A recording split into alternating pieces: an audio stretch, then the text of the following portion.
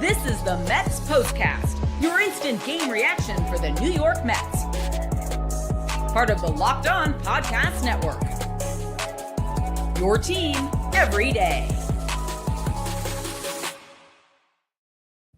It certainly wasn't the prettiest game that the New York Mets have played in 2025, but they got the job done with some late inning heroics, and they held on in extra innings to defeat the Marlins 6-5 in 11 innings to earn their first series win of 2025. Welcome into the Locked On Mets postcast here on the Locked On Mets YouTube channel. I am your host for these postcasts, Chris Schubert.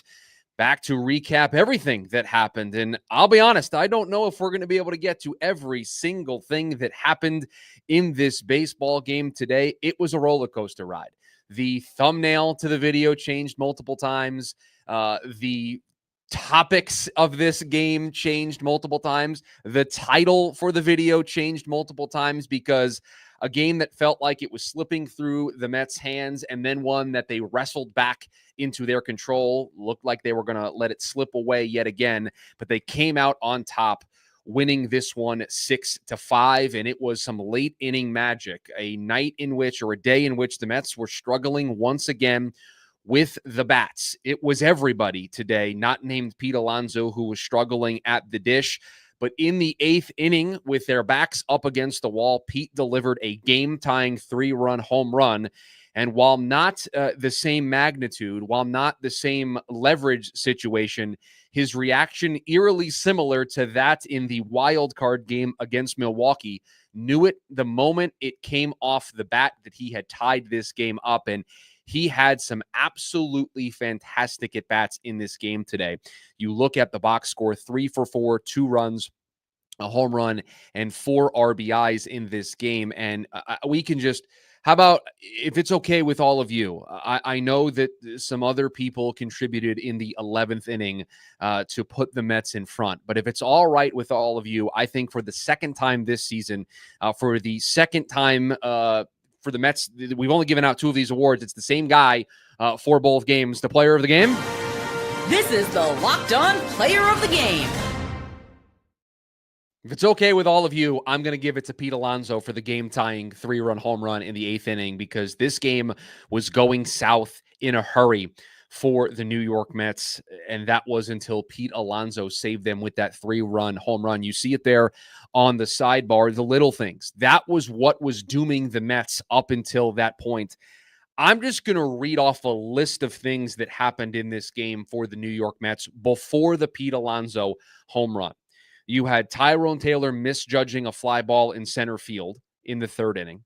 In that same inning, the next batter, Vientos, overthrows a ground ball that's hit to him, overthrows Hayden Senger at home plate. That allows a run to score for the Marlins to take a 2-1 lead. In the 7th inning, Vientos had a really bad at-bat in which, after Winker leads off the inning with a walk, 4 straight balls, the first pitch to Vientos is a ball. So 5 in a row from the reliever who just came into the game. And instead of making the reliever throw you one, he swings at a fastball up and out of the zone. He stares at a fastball right down Broadway and then flails at a breaking ball outside of the zone for strike 3. Then A.J. Minter in the bottom of the 7th with a balk after slipping and falling off the mound. Vientos made a weird play. Did he think the ball was foul? Was he trying to throw home and didn't like the angle? I don't know, but that was another miscue.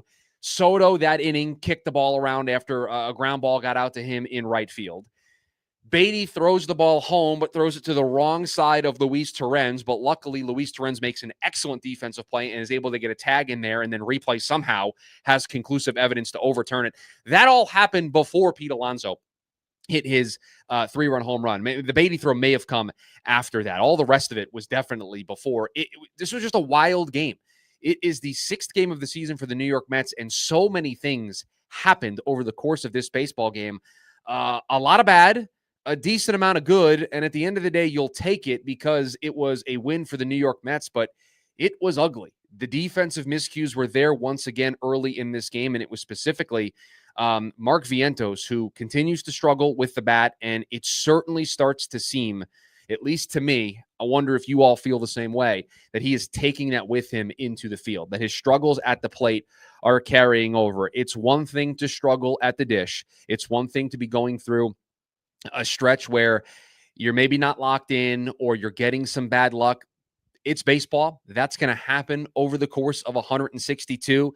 But the one thing you can't do is carry it into the field with you on defense. And it very much appears that that is the case for Mark Vientos. And so I wonder if there's a off day in his future. I know the Mets have an off day tomorrow, and then they'll open up their home series, their first home series of the year against Toronto on Friday.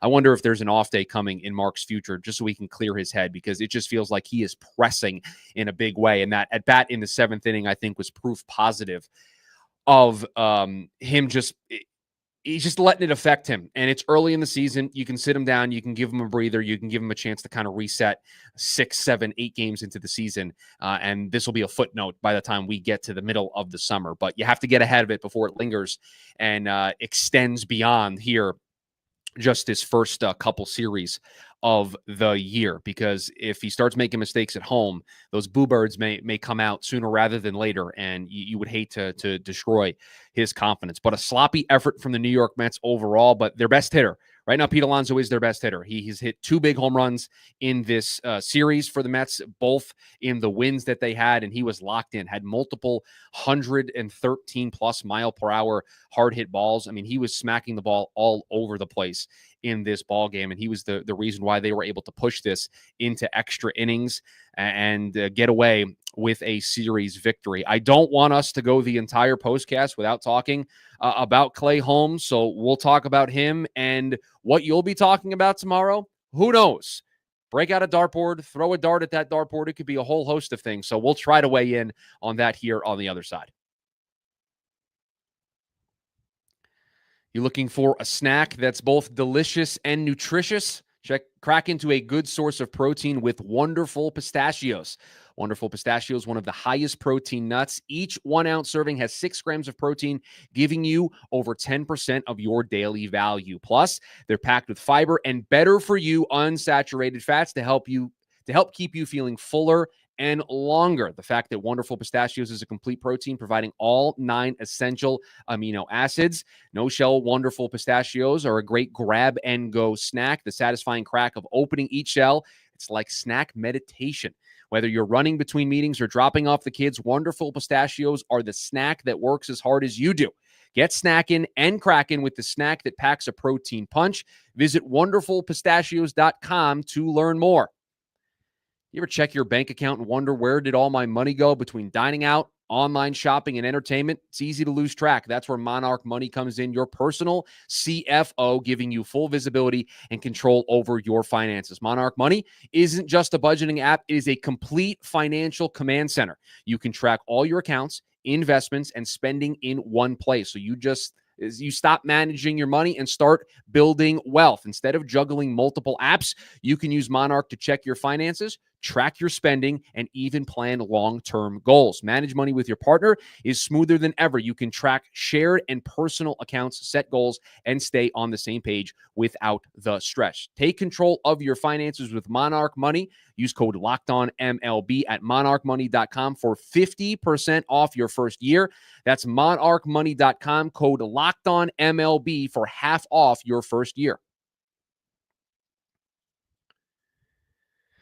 Welcome back into the Locked On Mets postcast here on the Locked On Mets YouTube channel. And if we have some new viewers, listeners to these Locked On Mets postcasts, don't worry, nothing's changing here on the Locked On Mets YouTube channel or in your Locked On Mets podcast feed. Ryan still has you covered with those longer form, deeper dive episodes each and every day in your subscription box, either on YouTube or in your podcast feed. I've just got you covered after these games. Rapid reactions immediately after the Mets play. We can talk about the good. We can talk about the bad. We can talk about the ugly. And this game tonight certainly had it all. It had the good, the bad, and the ugly. The bad and the ugly on the defensive side, and with the offense, the good, Pete Alonso coming through, and the Mets never stopping their effort and fighting, scratching, clawing, and finding a way to get out of Miami with a win, to get out of Miami with a series win. And that off day, that plane ride home tonight is going to feel a whole lot better. Let's talk about Clay Holmes, who for the second straight start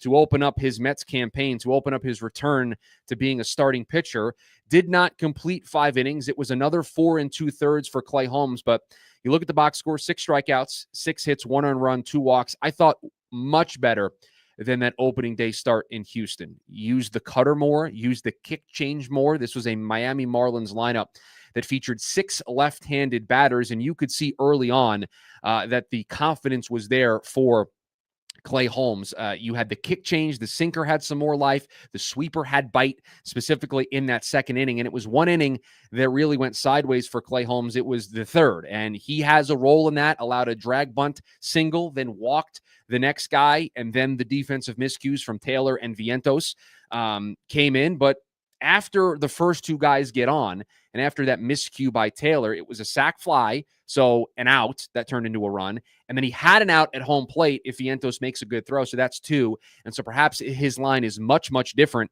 if not for those miscues, but I thought he battled back really well, had a nice, solid 4th inning, and you just want to see him develop that consistency. You want to see him avoid that sideways inning, because I don't think we're that far off from Clay Holmes being able to get into the 5th, 6th innings. And I thought the stuff played a lot better today. And so, yes, on paper, it's back-to-back starts where he doesn't complete 5 innings.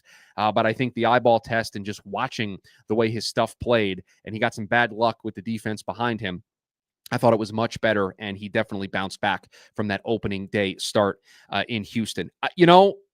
Ladies and gentlemen, I don't know.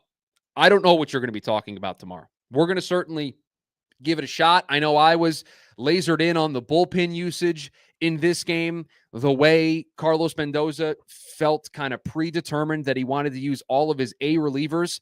And so because he wanted to get all of those guys work here during this series, it left him with his closer up and warm and ready to go for an 8th inning. Then all of a sudden became a tie game. So that was something that I'm keeping an eye on, but it kind of feels like a very similar thing to the last couple of shows we've been doing. This is what you'll be talking about. It is the Mets offense. They need to find their groove. Juan Soto had a rough day at the box office today, 1 for 5. Francisco Lindor did have a hit during that 8th inning before the Pete Alonso home run, so that was good to see, but he was 1 for 5 at the plate. Brandon Nimmo, 1 for 5. Mark Vientos, we've already mentioned, an 0 for 5 night for him. And then the bottom part of the lineup, you just weren't getting a whole lot from. Brett Beatty was 0 for 4. Tyrone Taylor was 1 for 5. Luis Torrens actually came in with a nice pinch hit there off the bench, but you're just not getting a whole lot from the bottom of your order, and that gets exacerbated when the top part, the guys that you count on. We all know when we show up to the ballpark or we turn on SNY and we turn on the broadcast that we expect Francisco Lindor, Juan Soto, Pete Alonso, Brandon Nimmo. Those guys are driving the train. Those guys are setting the tone for everything else. And so if you have those guys struggling and you have a bottom of the order that's without Jeff McNeil, that's without Francisco Alvarez, that has a platoon in center field, and you're struggling at the bottom part of the lineup, well, if the top part of your lineup is struggling and the bottom part of your lineup is struggling, you know what that adds up to? Your whole lineup is struggling. You are just a struggling, trying to grind it out offense, and that's not what we expect from this team. We expect some fireworks. We expect to see a lot more of what Pete Alonso provided in the 8th inning. And I'll tell you, I was kind of on the fence, not really a huge fan of the idea of Pete in the 3-hole. Thought there would be too much swing and miss, but so far he seems to be, and Keith talked about this on the broadcast night, he seems to be locked in, and you see how hard he's hitting the ball, and not just how hard he's hitting the ball, but the 2 big at-bats that he had in this game, he's fighting off pitches, he's battling, he's laying off things that are close, he's able to foul off pitches that are close to extend the at-bat. He just seems to be locked in, and he seems to just be really calm, cool, collected there at the plate. And Jeff, and I see a bunch of you in the YouTube chat talking about that it was a sloppy win, it was a horrible game. Yeah, but we're not giving it back. You're not giving back the Mets' third victory of the year to get back to 500. You're not giving back the win that led to their first series win of the season. So it can be ugly. It doesn't have to be pretty, but it is a win nonetheless, and it is a lot better than the alternative. This show is going to have a totally different feel if we were once again talking about defensive miscues and cold bats leading to a Mets loss. It was going to just basically be a rerun, of last night's game. Also, shout out to Huascar Brazoban, his first major league save. He comes in and gets the final 2 outs for the New York Mets to pick up his first career save. It is an off day for the Mets tomorrow. They are back in action on Friday when they will have their first home series of the year as they will take on the Toronto Blue Jays. We will be back right here, you and I, after that game concludes with the Locked On Mets postcast, your rapid reaction to everything New York Mets, basically moments after the game is done. So enjoy the off day. Enjoy the win. As ugly and disgusting as it was, my drive home is going to be a lot better tonight after the Mets picked up that win. It would be a very different feel on the way home driving back from the office if it was a loss. So we'll take it. We'll put it in the win column, and we'll be back here again on Friday night after the Mets take on the Toronto Blue Jays. Appreciate all of you joining us here on the Locked On Mets postcast. If you're new, hit that subscribe button, turn on the notification bell so you can join me after every Mets game, but you can join Ryan each and every day throughout the season, Monday through Friday, with those deeper dive, long-form thoughts on the New York Mets. But that is going to do it for us as the Mets win in extra innings 6-5 over the Miami Marlins, and they get their first series win of the year. We'll talk to you on Friday, everybody.